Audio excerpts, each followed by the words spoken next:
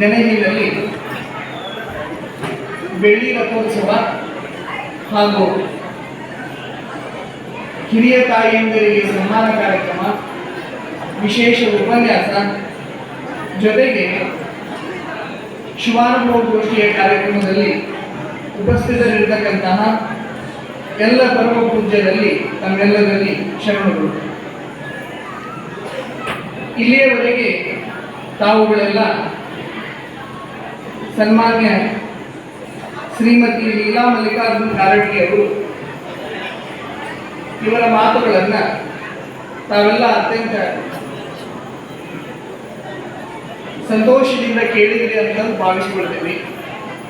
ಎಷ್ಟು ಸುಂದರವಾಗಿರ್ತಕ್ಕಂತಹ ಮಾತುಗಳನ್ನು ಆ ತಾಯಿ ಆಡಿದರು.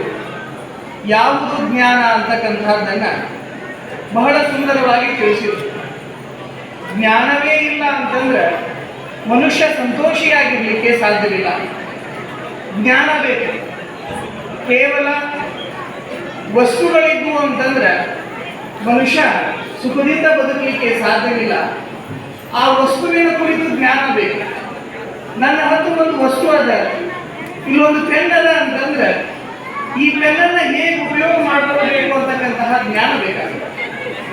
ಈ ಪೆನ್ನನ್ನು ಹೇಗೆ ಉಪಯೋಗ ಮಾಡ್ಕೊಳ್ಬೇಕು ಅಂತಕ್ಕಂತಹ ಜ್ಞಾನ ಇಲ್ಲ ಅಂತಂದ್ರೆ ಆ ಪೆನ್ನು ನಮಗೆ ನಿರರ್ಥಕ ಆಗಿರುತ್ತೆ. ಹಾಗೆ ಇಡೀ ಬದುಕು ಅದ್ಭುತವಾಗಿರ್ತಕ್ಕಂಥದ್ದು. ದೇವರು ಕೊಟ್ಟಿರ್ತಕ್ಕಂಥ ಈ ಸೃಷ್ಟಿ ಅದ್ಭುತ.